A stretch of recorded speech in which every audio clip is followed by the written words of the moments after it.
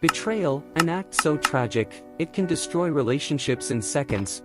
Well, it was already too late. I had already made up my mind and was seconds away from activating a trap made to kill my best friend.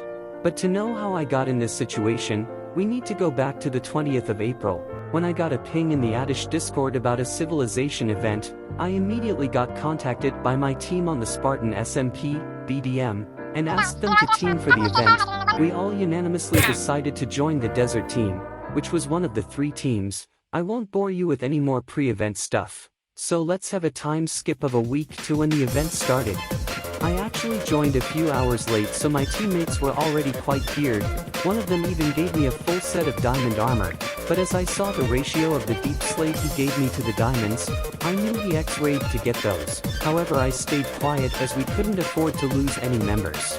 After that, I went to explore our base in the hopes of finding some valuable blocks in some of the builds. You see, a lot of the times, builders might place some valuable blocks as they don't expect these builds to be used for survival Minecraft, so I wanted to exploit this.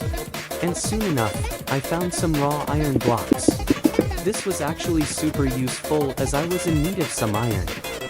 We faced a lot of problems due to our biome. We faced a food issue, which we resolved by getting carrots by killing zombies. We also faced an issue of having no sheep. We needed sheep for wool, which would in turn be used to craft beds for villagers. We decided to go spider hunting to acquire string for wool.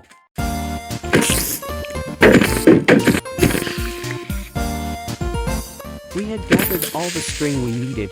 Then I decided to test something. You see, the nether is usually disabled in such events, but I wanted to put it to the test. So after quickly making a portal, then realizing that I didn't have a flint and steel, I entered the portal.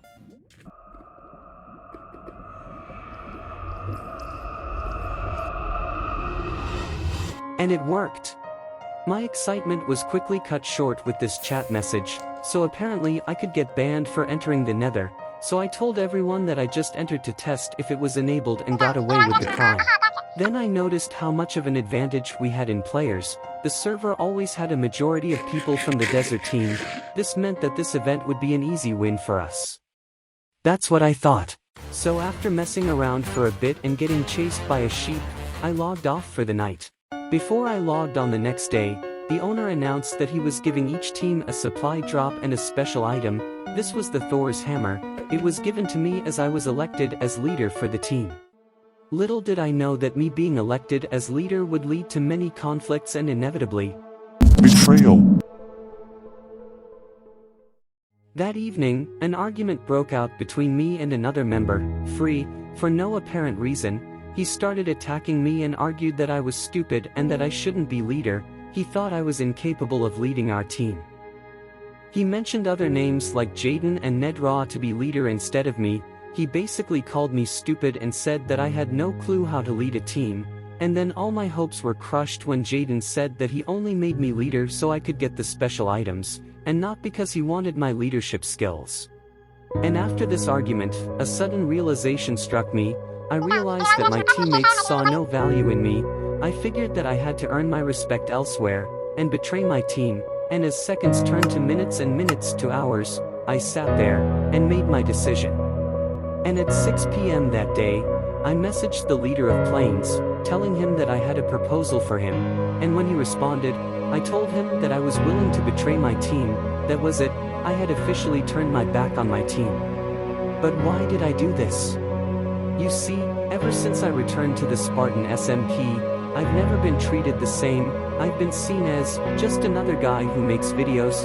I had no value anymore, and there was only one person to blame for this, and that was my best friend, Jaden. In Season 2, he unofficially took my spot as leader for BDM, hence ending the only bit of and value I had on the server. I was never feared like Jaden was. I was always seen weak, and as a sidekick to other members, I was never as terrifying and powerful as Jaden was. I always remained in his shadows, so I knew, to regain my importance, and to cement my legacy on the server, I had to kill him, and end his winning streak. How would I betray him though? Now strap in for an explanation of my scheme. There are 2 parts to this, Plan A, and Plan B. Let's start with Plan A first. The main goal was to completely paralyze their team. You see, I had our team's special weapon as I was elected as leader. Me betraying would leave my team, the deserts, with no special weapon, meaning that we would have a huge advantage. And on top of that, I had planned to set up a TNT minecart trap to trap 2 of the best fighters in deserts. That being Free and of course, Jaden. I also asked my allies from Plains to get me some totems and to set up a stasis chamber so I could get out safely. If all goes well, we pretty much win the event, as deserts didn't really have any good fighting other than Free and Jaden. However, there was a possibility that this could fail, so I also devised a plan B. If both Jaden and Free survived the trap, I told my new teammates to hard target Jaden, as he easily gets overwhelmed when you take him in an unfair fight. Him dying would also mean that their technical leader would die, causing everyone to panic and thus making the fight much easier. I told my teammates to ignore everyone else on the battlefield and to only target Jaden. I also asked Plains to gear their best fighters Percuner and Hazard, as they would be the leaders on the battlefield. Then I selected Hazard to convey the message to other members and put him in charge to ensure that everyone followed my plan. Here are a few screenshots of me explaining it to them. Feel free to pause and read these messages. I will probably be making a video explaining the plan in full detail over on my second channel, so go check it out. After that, me and Jaden tested out the special weapons, and saying that they were overpowered is an understatement. These weapons gave you insane amounts of resistance which made you invincible. They also gave you super strength which gave us the ability to one-tap players in full netherite. I now realized how badly deserts would be screwed after I would betray them, as they would be left with none of these overpowered weapons. Then I logged onto the server and received another supply drop, this time with 10 times better gear. I planned to share a little bit with the deserts so it wouldn't look suspicious, and the rest I would give to the Plains once I betrayed my team. And then I logged off to test some trap ideas. At first, I struggled with the mechanics of the trap, and then I realized that I had to use powered rails instead of regular rails for this to work, and the trap worked like a charm. All I had to do now was to make it on the actual server. I had to be very careful, as if someone spotted me making the trap, my mission would fail, so I waited till midnight and then logged on. Apart from me, the only people on were from the Plains team, so I could safely make the trap. But that didn't mean that someone from deserts could log on and expose me, but I had to go on and make the trap, as on the following day, the bedrock walls would drop and all teams would begin fighting. I already had the materials, I just needed to find a good spot. And I found a perfect spot. I now had to make sure that I didn't mess up and accidentally blow myself up with the trap, as if I died, it would be permanent.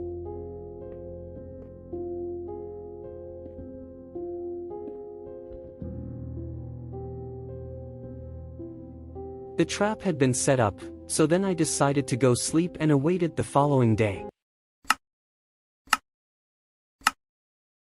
It would be 5 minutes before the walls dropped, and I was shaking so much. As I walked around, I started having doubts. What if they didn't mean what they said about me?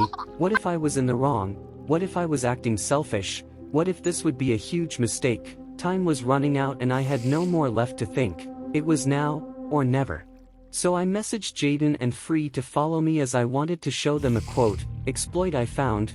I used this excuse to lure them to the trap. This excuse was horrible, but I knew that they trusted me too much and wouldn't suspect a trap, so then I took them to it and hoped that all would go well.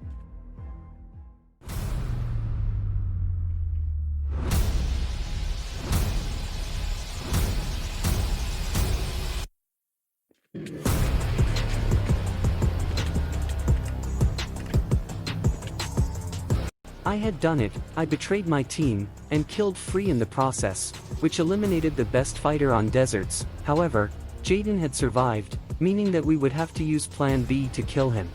He was now after me, and I had to escape to the Plains base, and gear them up for battle. I had reached, but a chat message from the owner quickly forced me to be on high alert. So I climbed on top of one of their towers and stocked up on all the gear I needed. Then I went down to my teammates and supplied them with some too. And then, I saw them. I knew well that I could quick drop anyone using my hammer, and so I did. Their players were dropping like flies. We had already killed 3 of their members. Eventually, only Jaden and another one of his teammates were left, so they retreated back to their base, so I tried looking for them. It wasn't long until the owner got bored and decided to teleport everyone to one place. And as I killed Jaden's teammate, one of mine killed Jaden. That was it, we had won, my plan worked and we had won the battle with ease. We had absolutely steamrolled past our opponents. So after a few celebrations, I logged off.